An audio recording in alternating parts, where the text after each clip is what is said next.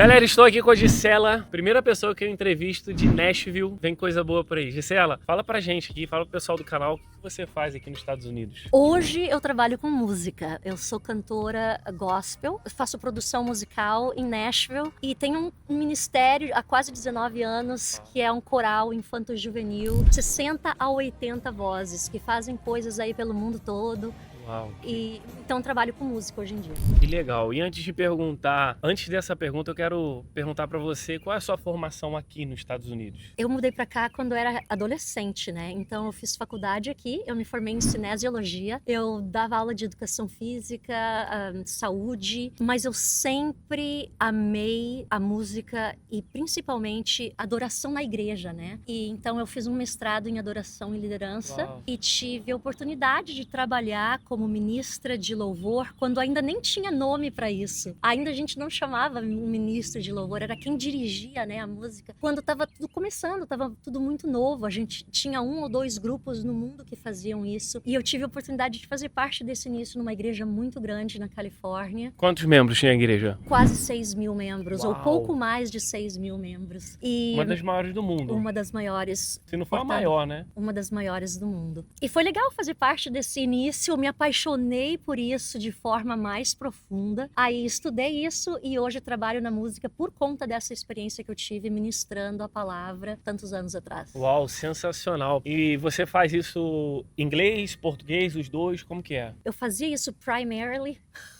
Como é que fala? Obrigada. Eu fazia isso primeiramente em inglês, porque eu moro num estado onde tem brasileiros, mas nós não temos igrejas brasileiras. Então, o meu ministério tinha que ser focado no inglês. Eu, como cantora solo, só fazia coisas em inglês. O meu ministério na igreja local com coral é todo em inglês. E só recentemente, nos últimos 2 anos, 1 ano e meio, que eu migrei o meu ministério para o português porque deu saudade de casa. Uau, que interessante. A gente escuta muito aqui nos Estados Unidos, né? Assim, é uma causa que eu abraço aí que, independente do que acontece na comunidade brasileira aqui nos Estados Unidos, a gente conhece muita gente do bem, muita gente que vem aqui para somar, muita gente que vem aqui e não tem como. Eu falo muito que a gente precisa aqui se envolver no meio americano, que a gente aprende muito com os americanos. Mas também eu acho que eu não consigo sair totalmente dessa cultura brasileira, desse calor. Como que foi para você sair da cultura americana e agora tá entrando de novo no português, né? Com os brasileiros? Eu acho que quando eu saí do meio brasileiro e fui pro meio americano, foi um choque muito maior. E eu concordo com o que tu disse, tem tanta coisa no meio da cultura americana, no meio americano, que é bonito, que é de se orgulhar, que seria bom aprendermos, levarmos para a nossa cultura, mas também tem muita coisa boa na nossa cultura, que o americano gosta de aprender e levar para deles. Porque a verdade é, eu não sei se tu concorda, mas uma vez que tu começa a viajar, ou uma vez que tu mora em lugares diferentes, nenhum lugar mais tá bom, porque tu tem as coisas boas daquele lugar, mas Exato. as coisas não estão aqui, mas Faz tem muito outras sentido. coisas boas, né? Na minha experiência, foi saudade mesmo do calor humano da comunidade brasileira, da cultura brasileira.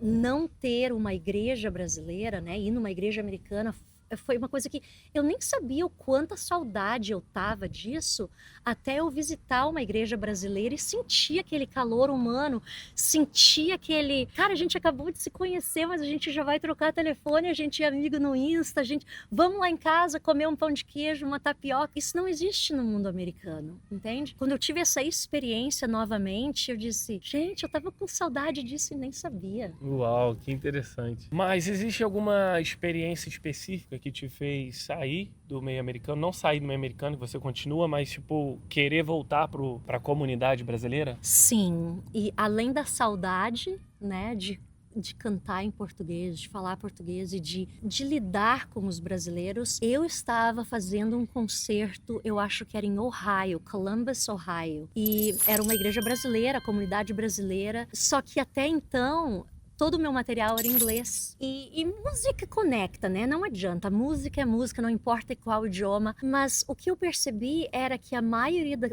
dos brasileiros que estavam lá não falavam inglês. Então o que chegava para eles era a sonoridade.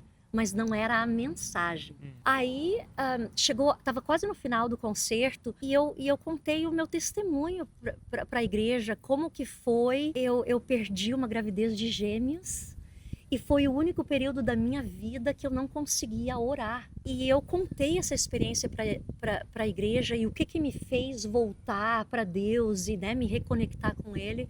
E a igreja estava tão emocionada com aquilo, estava tão conectada com aquilo, porque a verdade é que todo mundo já perdeu alguma coisa.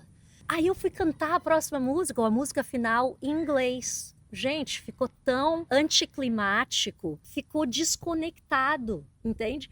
Chegou no final da música e eu tava fazendo uma tradução na hora, cantando o finalzinho dela em português, e aquilo foi muito legal. E naquele dia eu disse, se eu vou ministrar pro brasileiro, eu preciso fazer a música em português. Uau, que incrível. Você que tá há 28 anos já no meio americano, nasceu aqui praticamente, né? Praticamente nasceu aqui. Você já viu algum, talvez, escândalo em relação ao que a gente vê muito no Brasil aqui com os americanos? Por que a minha pergunta? Porque eu vejo que muita gente fala que é só o brasileiro que faz isso, só o brasileiro que está envolvido com isso. Mas você acha que é só a comunidade brasileira que tem...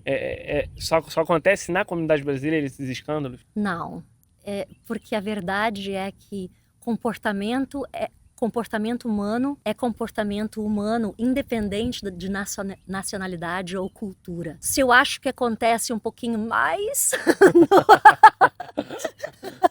no Brasil e em países latinos, sim. Mas aqui também acontece, porque, de novo, gente é gente, comportamento é comportamento. Tá, e o que você tá fazendo no Texas hoje? Você sempre vem aqui? Olha, eu tenho família no Texas há 25 anos. Eu venho pro Texas quase anualmente. Amo o Texas.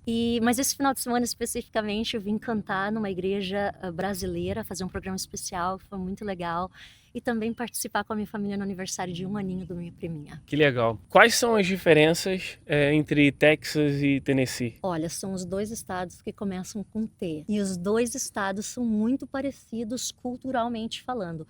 Porque os dois têm esse negócio de country, de cowboy, de rodeio, de fazendas, né? Os dois estados são extremamente barristas, orgulhosos do seu estado, demograficamente muito parecidos, geograficamente extremamente diferentes. O Texas é reto e o Tennessee é montanhoso. E você que está há bastante tempo aqui nos Estados Unidos, qual a reputação que você acha que o brasileiro tem aqui para os americanos? Interessante essa pergunta. Eu acho que depende muito da experiência que o americano teve com o brasileiro, né? Por exemplo, há um tempo atrás eu estava num jantar dando as boas-vindas para os residentes de medicina do Vanderbilt University, e o professor, quando perguntou de onde é que você é, eu disse, eu sou brasileira. Ele disse, vem sentar na minha mesa, os brasileiros são os meus favoritos. E cada vez que eu tenho aplicação de brasileiros, né, para residência, eu sempre quero que os brasileiros venham, porque eles ajudam uns aos outros.